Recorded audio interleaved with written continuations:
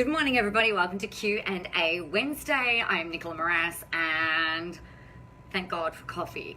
So one of the questions that I get asked a lot is around structuring your course, your program, particularly for those of you who have maybe been doing one-on-one consulting, one-on-one coaching, and you are now looking to, good morning, Catherine, and you're now looking to start to leverage some time.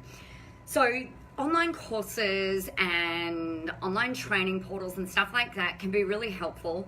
It can also be a bit of a mind bend. So if you are someone that hasn't been doing your coaching business very long, your consulting business for very long, or you haven't been doing your stuff for very long, then I'd maybe consider putting it over in the car park for now and making sure that you feel rock solid and certain around what it is that you are creating, around the results that you're able to create, so that you're able to very clearly and distinctly articulate the transformation that you provide from where they are now to where they want to be utilizing your course.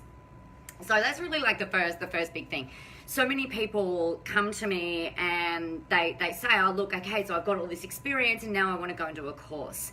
And they haven't, it's not always the same, but a lot of people haven't done the one-on-one work. So some people just don't have that evidence there to support them, to support more of their mindset, their confidence, their level of certainty that what they're going to create is going to be amazing. Now, I'm not saying it can't be done, and I'm not saying that you shouldn't do it or anything like that. I think it's a brilliant thing to do. But if you haven't had that one-on-one experience yet, maybe just shelve it for a little bit if you're not feeling confident with what you are creating. So I was talking to some friends of mine who became clients of mine recently, and we were chatting about the way that you should structure a course or the way that you should structure a program. Now, for me, the thing, whether you're a health coach, whether you're a social media coach, whether you're a psychologist helping other people grow their psychology practice, doesn't matter what your industry is. You could be a horse trainer. You could be someone that coaches people on how to ride horses better. You could be somebody who is a cooking coach. I don't know, like it's not about business to business. But to me, the first thing that you really want to address with people is, why the heck are you doing this? You know, what are your goals for this course? What are your goals for this program? What are your goals for this upcoming year? What is it that you really want to create? How do you want to feel? What does that look like? You've really got to get really clear first and foremost around what their internal motivators are, because inadvertently, what happens, regardless if you're a personal trainer, a psych, a consultant, an author, anything else like that, your clients are likely to get partway through whatever you're delivering and then hit that eject button on purpose, and sometimes not on purpose. They kind of bail out and they go get distracted by something else and they don't follow through. So it's really important right from the get-go that you're establishing why they're doing it, what they're looking at it for, what their goals are, and everything like that. I trust that that makes sense. So you've got that first thing sorted. Now I've got I'll show you something. So this is something I prepared earlier. So I'm creating a course that is called Visible on Demand. So it's based off the back of the book, it's based on the live events, and it's really a culmination of all of the work that I've done over the last 8-9 years building what it is that I'm doing. So the first thing that I do is it's like, okay, great, I've got that first thing that I want. I know that first thing, the first module that I'm going to deliver is really around, why the heck are you doing this? You know, why are you investing the time? Why is this really important? And you want to explain to them in your course why you're asking them to do this, why you're asking them to do this exercise, right? Good morning, Kelly. Happy Wednesday. So I always get a spiral bound notebook for every course that I outline and create. And as you can see, we start off with who it's for. So before you get to creating, before you're outlining your modules, I jumped ahead a little bit. I want you to get really clear on who it's for. What is it for? Good morning, Tamara. Is there a big claim that you're making? Right? Is there something that you're like, yeah, this is the big claim? Mine is you don't have to have a big or really any Facebook advertising budget or advertising budget in order for you to be able to create influence online, you know, for you to be able to get visible. So that's the big thing. And my little polarizing thing is that this is not another Facebook ads course. So I've got some industries that it could be relevant for and things like that. The next thing that I do on the first page is, and I've got some little tabs to pack it down, but first of all, I'm like, okay, well, what are the modules that I need to teach and deliver? So as I said, module 1 is always all about you. Always. Doesn't matter what industry you're in, it always starts with you, your goals, your motivations, things like that. The next module that you want to look at creating is, all right, well, what is the next logical step in your formula or your system or your process, right? So for me, it's about audience. And this is the thing that that's big. That's a big call. Yeah, every single client I've ever worked with ever has not done this exercise properly. So I make them go back and do it again. Or I get them to go and do it more in depth. Most people do not actually go in at that audience level and really get clear on who they are at a really, really deep point. So even if your module 2 is something that might seem a little bit common knowledge or whatever, it doesn't mean that it's not important, because a lot of people will skip over or gloss over that step that you're going to take them through. So then what's the next logical step? So this kind of makes sense, right? You know, you outline the steps first of all, and you'll give them a module name, for example. So for this particular course, I've got 7 modules. So they'll work through 7 modules. I actually think it might have ended up being 8. Could be 7. So we go through and you outline all of that first. Don't start creating it yet. The next big thing that you've got to work out, and I've got this just down in my little course summary page, is what are the big problems, the big picture problems, not all the tiny little nitty-gritty problems, but the big picture problems that your people have. Is it that they're bored, overwhelmed, frustrated, confused, flat, unenergetic, overweight, unmotivated, just flat out freaking bored, feeling guilty? You know, what are the problems that they're having?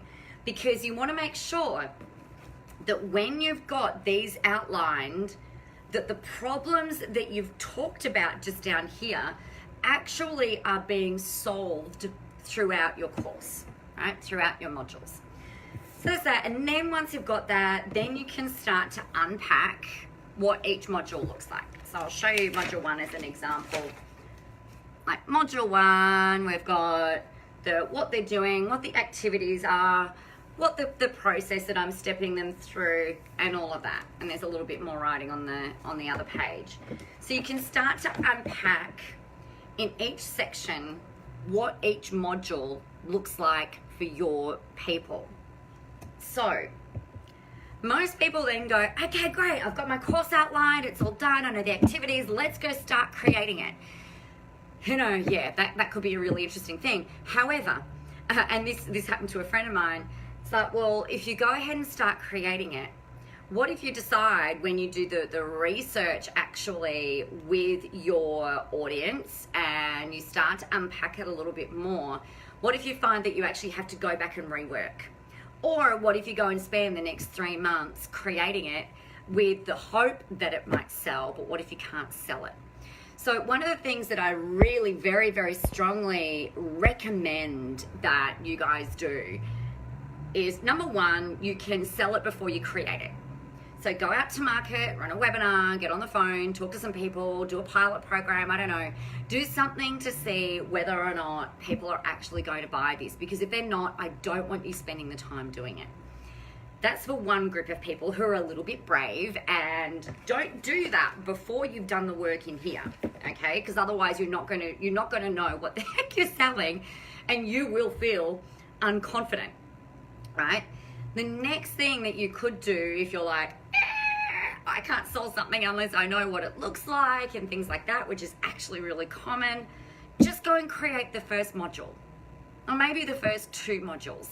But that way, like, you might spend a couple of weeks doing it, but it's not going to be 3 months worth of solid work in order to actually get it done. Okay, so you're not going to lose a whole bunch of time if for some reason you can't sell it.